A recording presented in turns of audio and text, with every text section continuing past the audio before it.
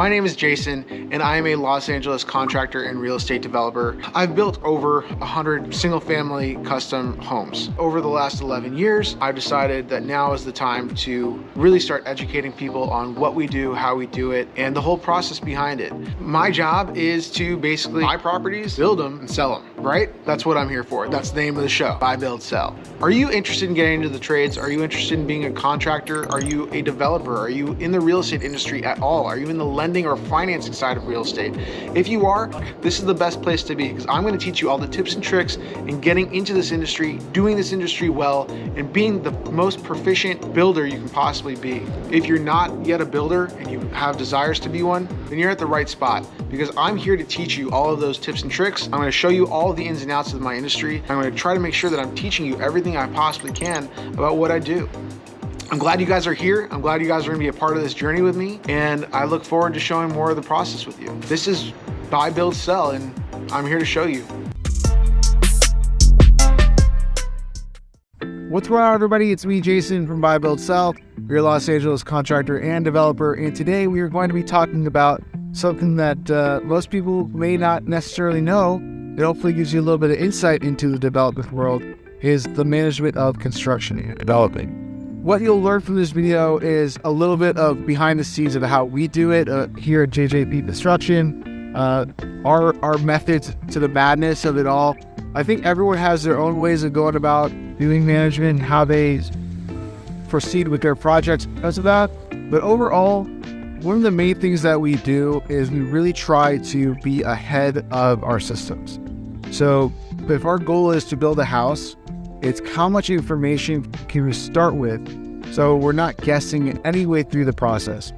When I was working as a project manager, one of the things that frustrated me the most was not knowing what the outcome was going to be. So I would start with a foundation just like this, and I wouldn't know that I needed to add an outlet into the center of the office, and that I needed to move the island over, and then there was going to be a sink in the butler's pantry, that we were going to do X, Y, and Z. None of this stuff was knowledge to me. As we were moving through the project, the owner would come through and say, hey, or we want a sink in the butler's pantry. I said, well, now I have to cut open concrete.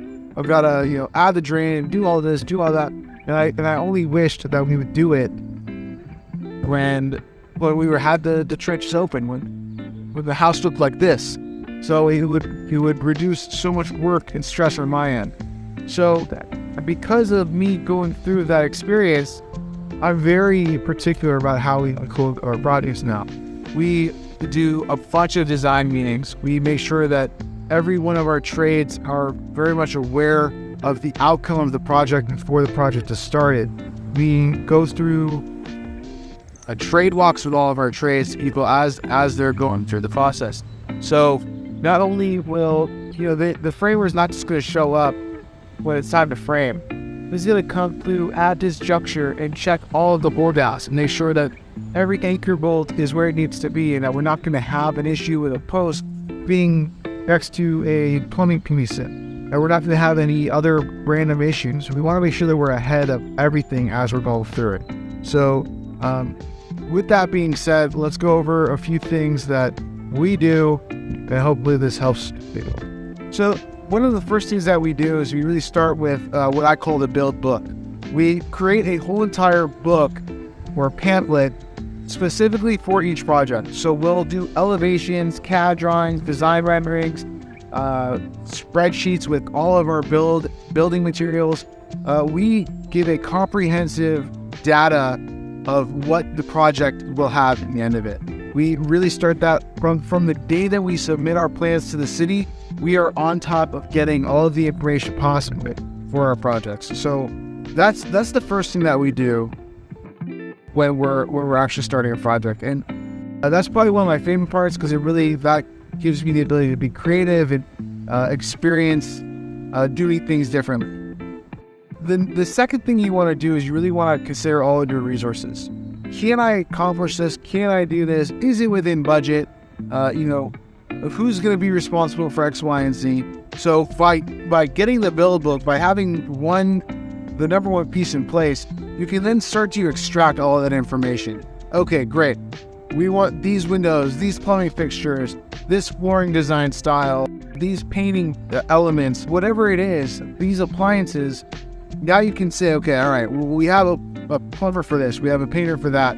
Does that fall in line? Now you can actually take all of this information, you can actually give it to a plumber before you're even starting the project.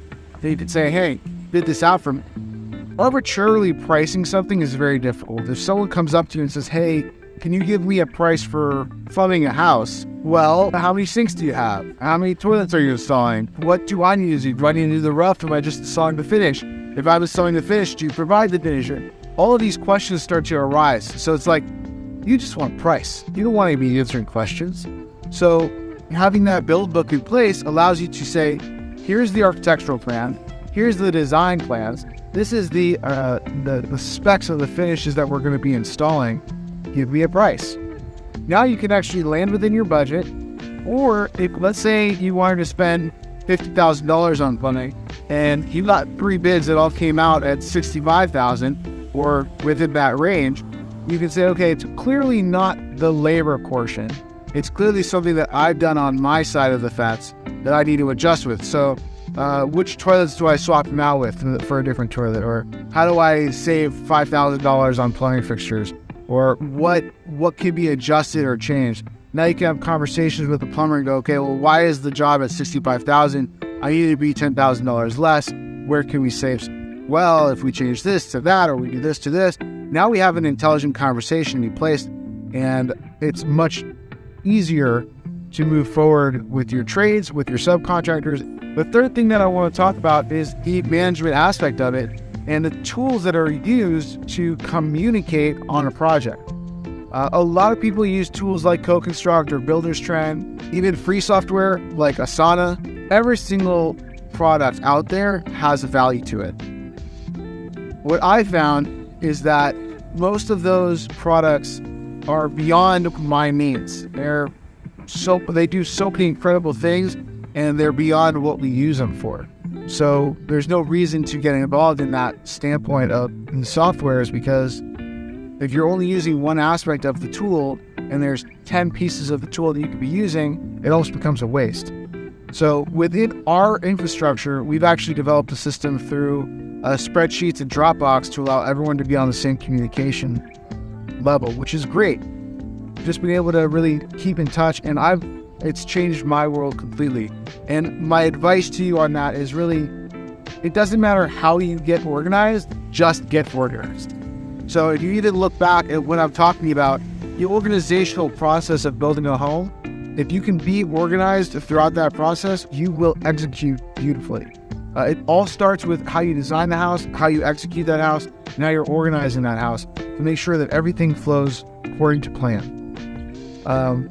There are 1,000 options for you to look at, but you need to do the research to find what's right for you. When we're talking about building effective teams, the first thing you need to do is build your own team first.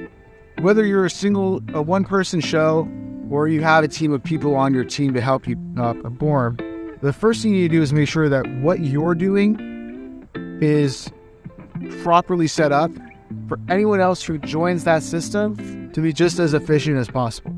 Okay, this is the most important thing that people don't realize.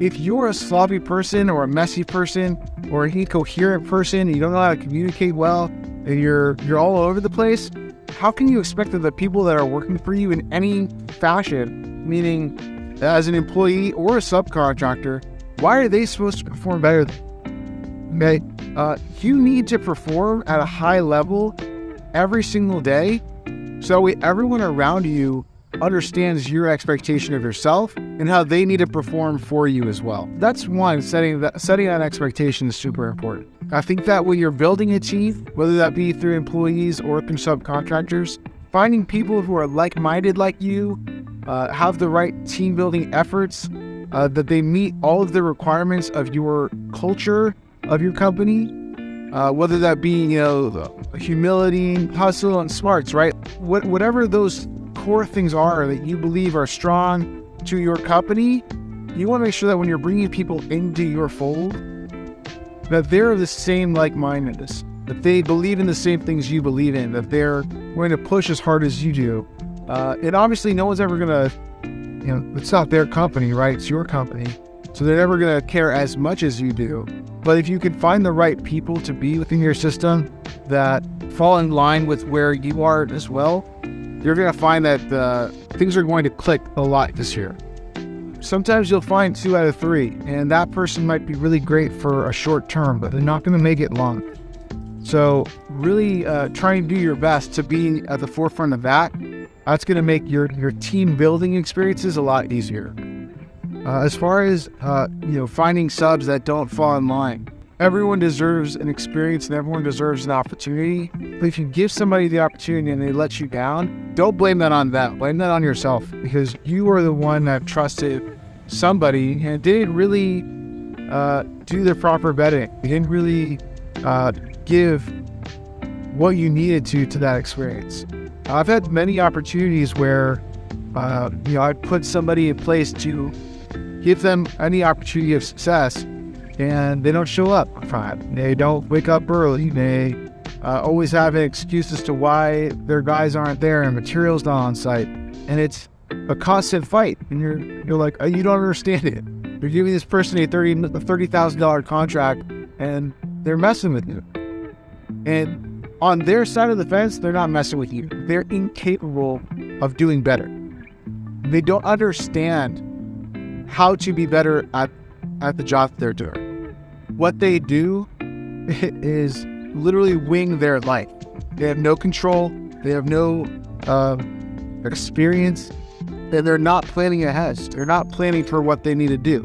One of the biggest things that, one of the easiest examples is really saying, okay, you're on a job site today and you know that you need 4 items for tomorrow. So the question is, do you end your day at work, go to the store, get those 4 items so you can be on time tomorrow, or do you choose to leave your house in the morning, not early, but on time, go to the store instead, pick up those 4 items, and then come to work late? Well, anyone who's thinking, hey, why don't I do this while I'm on the clock? Maybe they're not the right person for your team, because they're not thinking about what needs to be accomplished. They're thinking about, how can I waste my time for that day?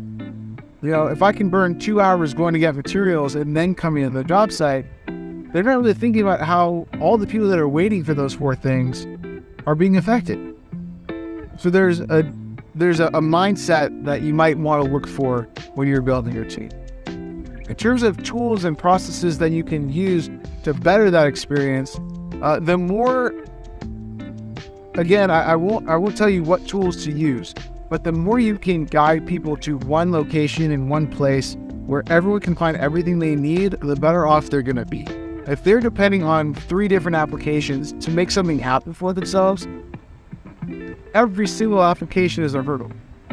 But if you can make it possible where all of their answers are answered in one location, in one specific place, there's no hurdle, right? They know they need to go to one place, whether it's one person who has that information or one location that has that information, the less likely they are to fail at it, because they know they go to one particular unit to get their questions answered. So right now we're going to talk about the management of time, or time management as the professionals call it. The question would come up is to if you have a 4-week schedule to accomplish a certain trade, let's say from the start of foundation to the end of foundation, we want to be done with that in 2 weeks. But we keep on running up into issues. The foundation guy is blaming the plumber for not showing up on time. And the plumber is blaming the foundation guy for not having clean trenches to run their pipes in. So you end up having material laying out over there, trenches all over the place, and no one's getting any work done. And everyone's pointing to one another to say, hey, if he finishes, then I'll finish. If they get it done, then I'll get it. And I'll come in when this is complete. I have to be honest with you, it's super common, and it's almost a legitimate excuse to some degree, because a lot of the times you are dependent on somebody else to complete a task. You want to make sure that the trenches are clean before the piping goes in. You want to make sure that the piping is in before they start covering the trenches. You want to make sure that things are done so that way you're not stepping on anyone else's toes. So the question becomes, how do you avoid those things? Well, if you go back to one of the beginning points of this video, what we like to do is we like to do trade walks and trade discussions. So we also, like, when we're starting a project, we're getting the plumber out here, we're getting the electrician out here before they're doing any work, and we're talking to them. Hey, we're going to be doing this in this house. These are the plans that we're going to be doing. This is what it's going to take. Let's make sure that you're taking the material takeoffs. What are you going to need when the trenches are ready? Where do you need the trenches? Can you mark the trenches out for us? So we're actually having the foundation company team up with the plumber, key couple entry. What do we need to do together to accomplish our goals? So we're working in synergy, in unison, to accomplish these things. We're not saying you guys are separating. It's together. Now, another way that you could do that is by separating these contracts. So you can actually tell the foundation guy, hey, if you're going to be causing problems, I'm actually going to give you the contract for the plumbing, and you deal with the plumber on your own. It's your job to accomplish this within this time frame. You don't want to use my plumber, you don't want to deal with the plumber, do the rough plumbing by yourself, that's fine. Make sure that it's done. The electrician, whatever. You can also give them that opportunity. I think when it comes down to like change orders for time or things like that, where you're like, hey, like, you delayed the project 2 weeks, or we didn't do this, or we didn't do that. Sometimes they're legit, sometimes they're not. I think you really have to take that into consideration with your experience of these subcontractors you do involve.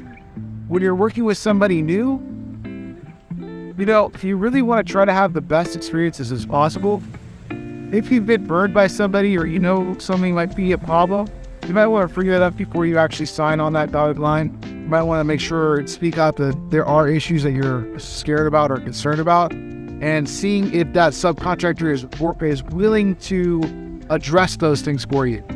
For example, I've had issues where the foundation guy wouldn't allow a different plumber to do the work. He wanted his plumber to do the work. Now, before I hired the foundation guy, if I would have said to him, hey, I really want to make sure my plumber is doing the work, that foundation guy might say, okay, but I need to charge you a little bit more because I'm not going to have control over the plumbing. So that's fine. That's a conversation that you're now having. So trying to bring up what might be an issue is really important. And again, if you start from the beginning and you have a plan of action, if you do that design plan, do that takeoff, and do all the things that I'm telling you to do before you start your project, you will be properly prepared to make sure that when you are executing it, you can have your ducks in a row and really have a slam dunk up project. I think that if you are having trouble with a subcontractor where you're getting constant excuses, they're taking your money, they're not showing up when they need to, and overall you feel abused and used, it's at that point that you can't keep on holding out for them. You either need to be able to have a legitimate conversation with them that gets you to an answer where you feel like you can resolve the issues, or you need to move on. There is no right time, there's no amount of weeks, there's no amount of conversations that you can have with somebody. None of that stuff matters. At the end of the day, it's all about your feeling in your gut and how you feel.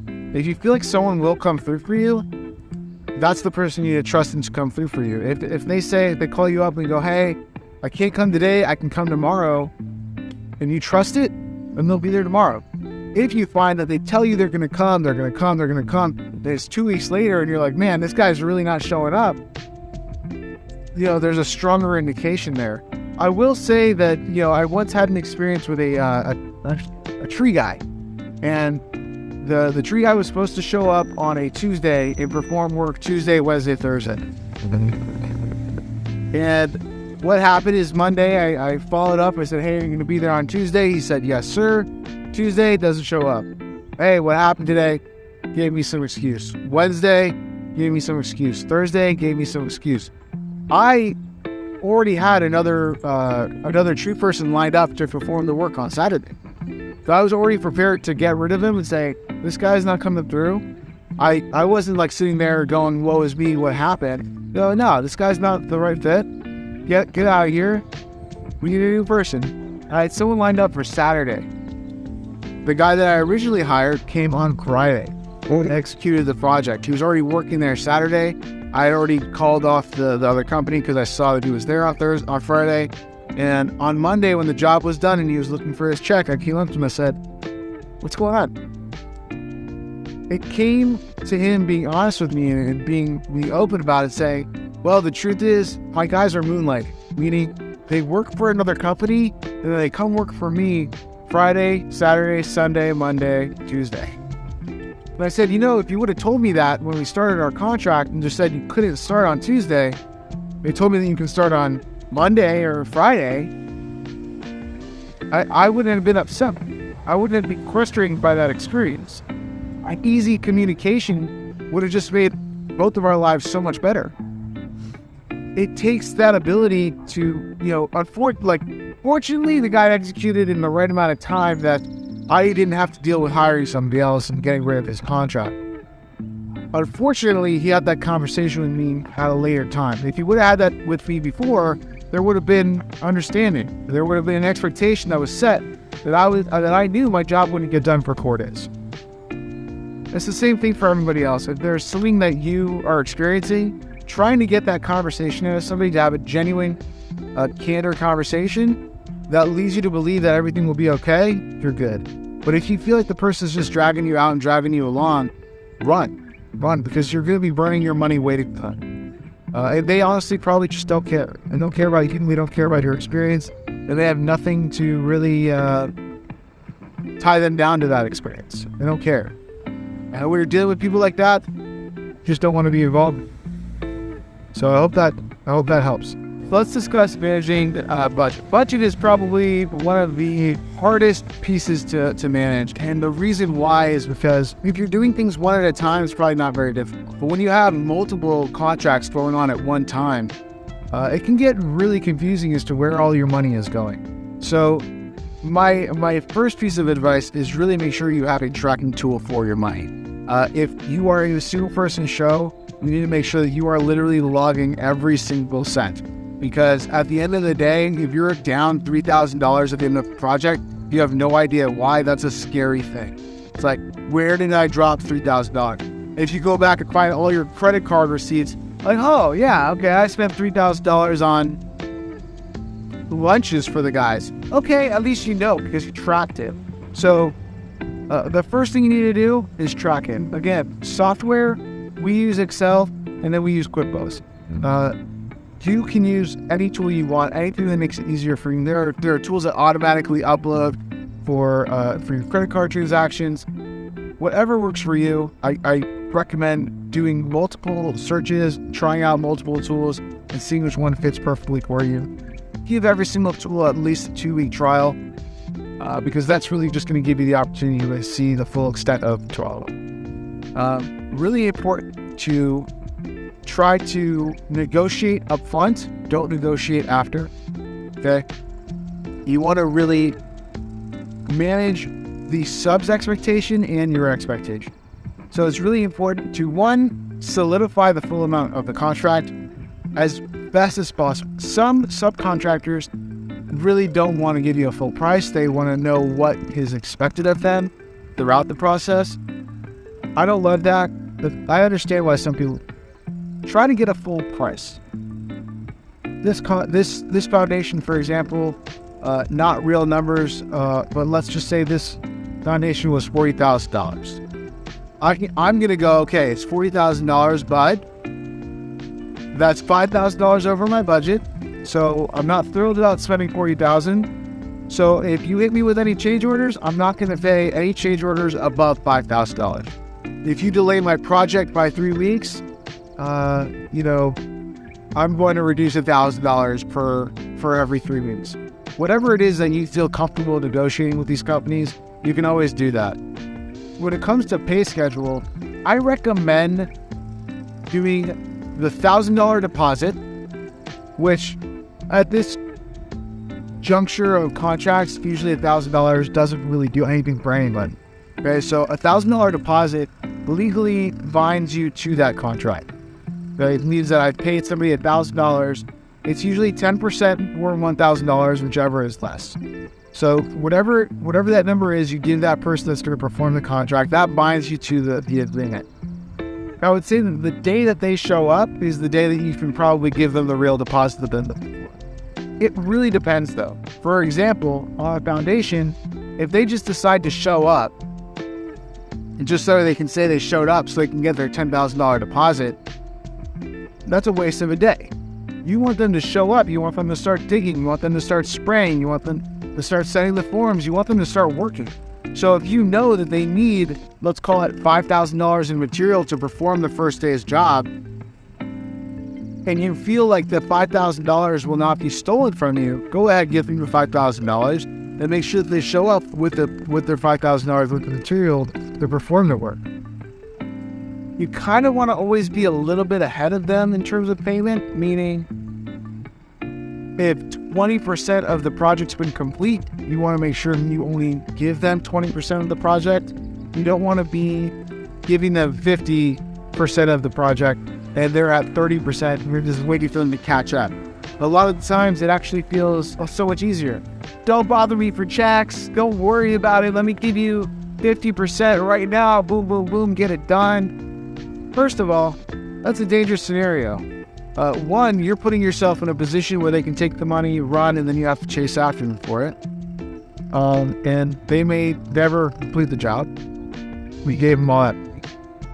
The reverse side of it, on a subcontractor basis, the person who gave that money, let's say you're like, oh man, this guy's great. He gave me $50,000, 50%, sorry. This guy's great, he gave me 50% up front. So when he comes to you and says, hey, listen, I don't earn the money right now for the rest of the contract. Can you finish the rest of the foundation? And when you're done, I'll pay you the balance of the 50%. That's dangerous too.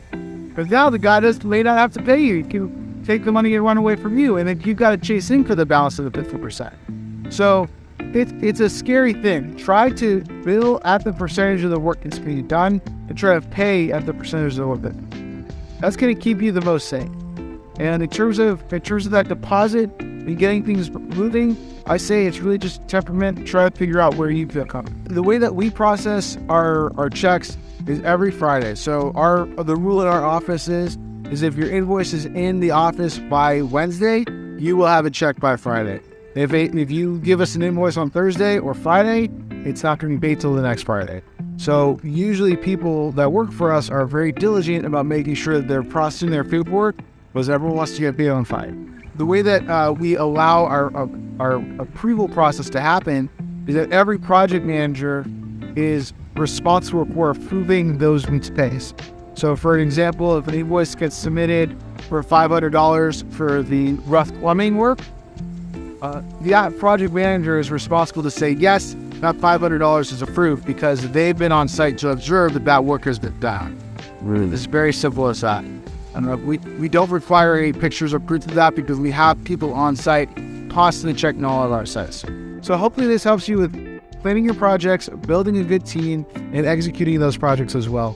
If this helps and you want to see more videos just like this, please go ahead, subscribe to the channel below, and leave me a comment. I'd love to hear from you and see if there's anything I can answer for you directly. Till then, I'll see you on the next video.